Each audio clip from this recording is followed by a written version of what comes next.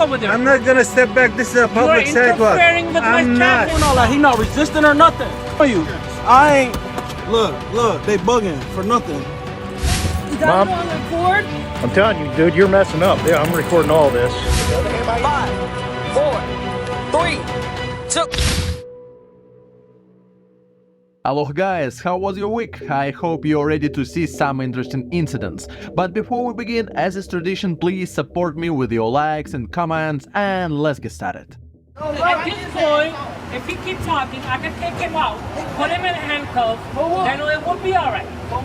You don't violate their civil rights. Oh, I know, because I know you're abusing the law, that's why. Don't tell me what is my problem. Because you guys are so corrupted, the corruption is cleaner than you guys. You can keep recording. I have a response right here. Oh, I know you're recording and somehow the recording disappeared. Listen, brother, don't talk to him. The more you talk, the more he's gonna accuse you. My girl is proper. She work. I work every day. Remember, I go every day. Step back. I'm back. You can step back over there. I'm not gonna step back. Right there. No, I'm not gonna step back. Step back over there. I'm not gonna step back. This is a public sidewalk. You're interfering with my traffic stop. I'm not interfering with your traffic stop. Get back in the car. Where's the step back for? Get back in the car. You got my ID? It's very important to always videotape police officers and help each other. For example, this guy saw police officer trying to illegally search a car, opening doors without permission and even searching a passenger. He may have saved them from arrest. You're a passenger. Don't give him any ID. You shouldn't give him your ID. You're a passenger. You don't answer any questions. Don't answer any questions. He violated your civil rights.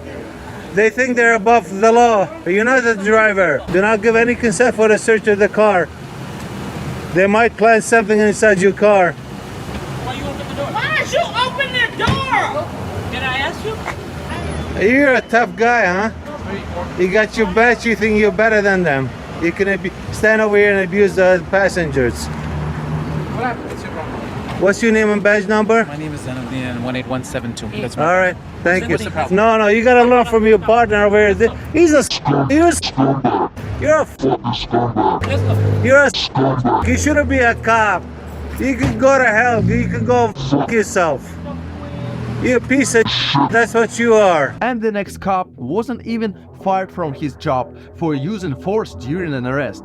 They don't want to publish the full video, but I found an eyewitness's video. So, let's break down what happened.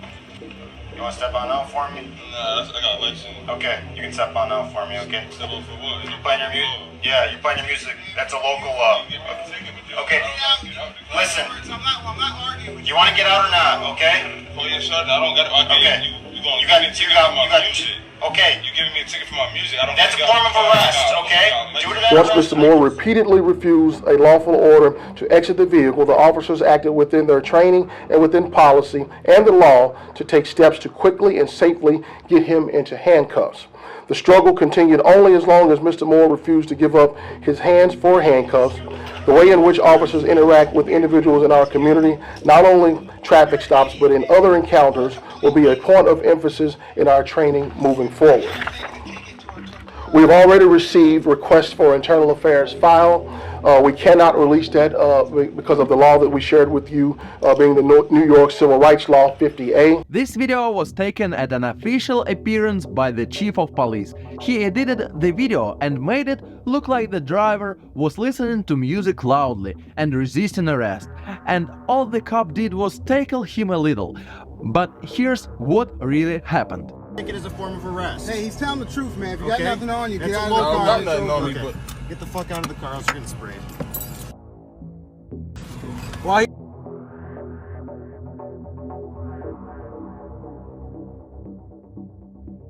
Why he doing all that? He not resisting or nothing. Why he doing?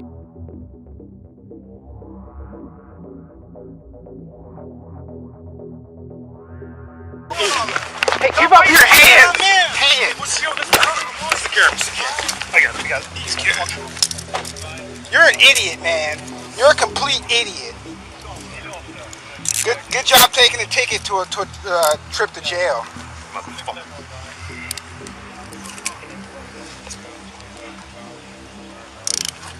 Good. Here you go. Get up. You. I ain't. Look, they bugging for nothing. Look. They weren't just expressing themselves roughly, but they made a stranglehold and punched several times a man who didn't resist while he was lying on the ground. Don't you move. I ain't resisting or nothing. Shut it down. What's going? What y'all doing all that? Why y'all doing all that? Why y'all putting me in handcuffs and stuff? And why did they do this to these guys? Just because of loud music? But given the kind of boss they have, no wonder they're acting like that. Listen to how he makes excuses for them. At no time did I feel like that the officers were a threat to the community or a threat to themselves, so that's why that decision was made. In conclusion, all this leads us to the question everyone wants to know: did the officers violate the policy or law, and will they be held accountable? As I said at the start, force never looks good. Images and language can often be disturbing when a police officer uses force.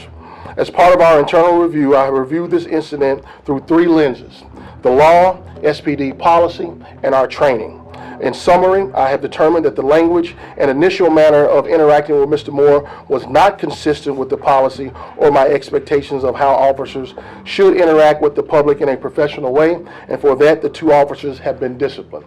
However, it is my determination that the officer's use of force in this incident was appropriate and within departmental policies and our training. I can assume that the next cop also sees nothing wrong with his actions against a woman who is twice his age. Me? Yep. All right. All right. Give me your ID, please. What's going on? Why are you even? Stopping her. Why do you You're need not us? stopping me. You can leave. You're not stopping me. Sir, I am, ma'am. come on, Hanson. You know All right. Give me your ID, or I'm going to place you under arrest for failure to ID. there was no crime. Give me your ID, or I'm going to place you under arrest for failure to ID. A crime involves a. Do not resist. David, you got it on record? I'm telling you, dude, you're messing up. Yeah, I'm recording all this. Record away. Get my stuff. Yeah. Get my stuff. I'm gonna grab her stuff. Get it.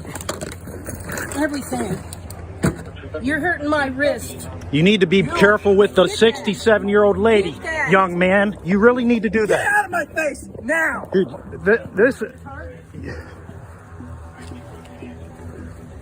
this is illegal. Citizen yes isn't going to work here. You'll see. Let go of me. Let go. You're harassing this woman. This cop comes onto private property, assaults a grown woman with the words, "Don't resist him." Do you think he's in his right mind? That's wrong for you to do to her. Okay. There's no crime Stay out of committed. my safe spot. There was no crime committed. You need to realize there was no crime committed at all. There's no injured party now except for the woman that you tossed inside of that car. She's under arrest. You threw her. She didn't have. There was no crime before that. This is a very wrong thing. You're about to lose your job over this. You better think twice. Could you stand away from me, please? Will you just listen to what is going on, Mr. Matt Hanson, and stop acting like we're doing something wrong? What's going on is I saw an infraction on the road. Just because you pulled into a driveway, it's not a safe spot. We were in our driveway all the way up here before you decided to pull into our driveway and She failed to and a traffic stop. try She's to going say to jail tonight. what? Yes. What? Okay, so say that again. She failed what? To ID herself on a traffic stop. This was not a traffic stop. We were already out of our vehicles. It's on your recording and everything. Okay. It's amazing how the law works. Even if a member of your family is attacked and beaten, there is nothing you can do because that would be assaulting a police officer. What would you guys do in such situation? She's not going to identify herself because there's no crime committed and you need to leave. You need to let her go. You're not allowed to get in that car. Please close the car door. Are you the owner of this car? Are you the owner of the car? Are you the owner of this car? I'm asking you, are you the owner? Now you're illegally trespassing in another vehicle. You're not on this. This isn't your property. You need to get out of here. You need to let her go. You can record me, mouth shut, stay over there. I don't have to keep my mouth shut because I'm on my own property and there's no crime committed here. You already learned about disorderly ordinance. You want to catch another ticket? What's that matter to me? For disorderly ordinance. A ticket? Free to go at any time. I'm just making sure she can get her things. You tossed this lady into the car. My hands are bleeding or something. He threw me in here.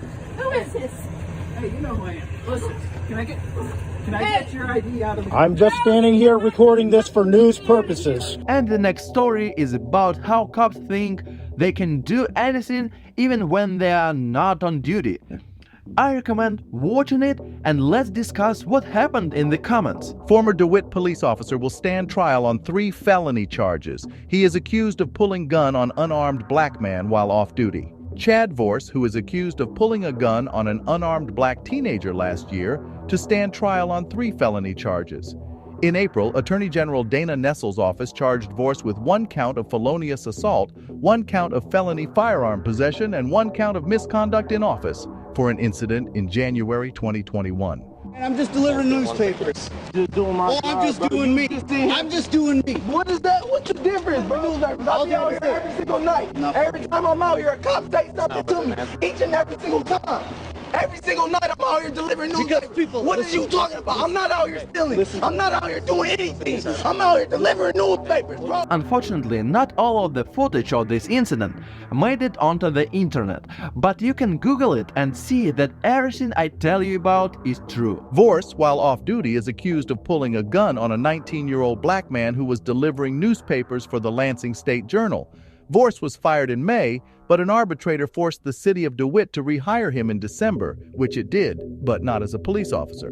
The 19-year-old victim, Alexander Hamilton, also filed a civil suit against Vorse and the city of DeWitt in April.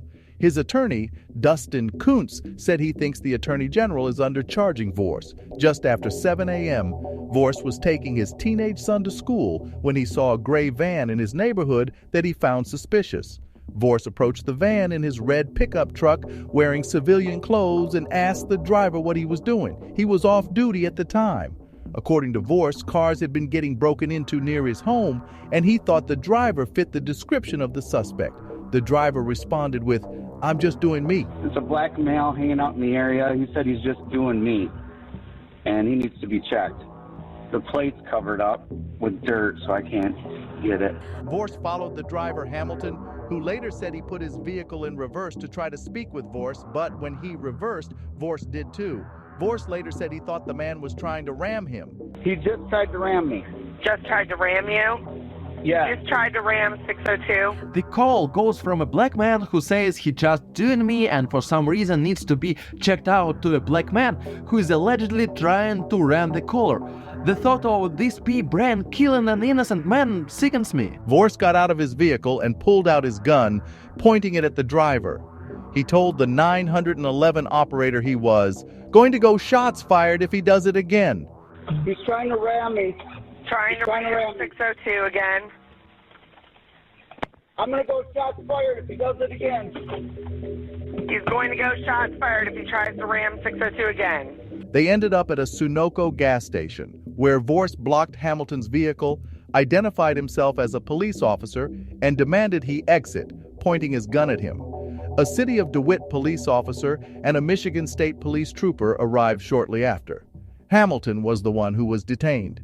In dashcam footage from the incident, Hamilton said to police, "I'm out here every single night. Every time I'm out here, a cop says something to me. Each and every single time.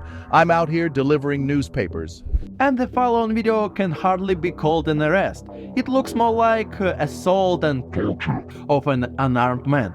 But I think you will see that for yourself when you watch the video. We appreciate your land shit. All the time. I'm about to start fighting.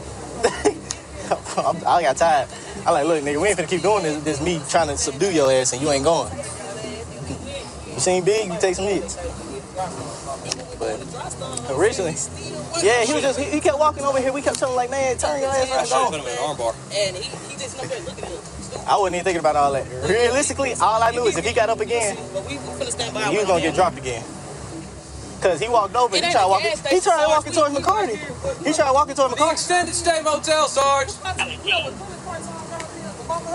You okay, man? I'm fine. The fact that she said it's not in the gas, I'm like, it's the extended stay motel. Like, literally, extended stay on Beasley. It's not that hard. I'm trying to figure out who called saying, "Oh, y'all done tased this man about 4 or 5 times." Which one of y'all knows that them ever called and said we take Flip the camera up. Right side of it. It's upside down. Man, that thing failed like 8 times. I don't even know. My man is in my vest somewhere. This video wasn't published for a long time, but now all 3 cops have been convicted because the man in the video is no longer alive because of their actions. I'm waiting to transport you guys. I am. I mean, shit, you wait for Aaron Martin here, this big motherfucker right here, man. I just tell Aaron Martin to meet us at damn City Holden. Or say screw it and let Raymond check him out. That's what I was saying. They need to go. That's what I was saying, man. God damn. We need to take his ass down to City Holden. Let them sit his ass down there. Let Aaron Martin check his ass out. This motherfucker big, man. I got time. No, he needs a cold shower. That nigga need a bed. No, let's take him to Siegel Suites. What's wrong? No, this girl over here wilding out in my ear. Oh, for the Let's take him to Siegel Suites and let him sit in the pool to cool off for a bit. I throw his ass now. No, I didn't say that because he got cuffs and I may be risk. I ain't fishing someone damn near twice my size out of the water. Man, what? Cause who? Motherfucker, you gonna pull us both down. Oh, God.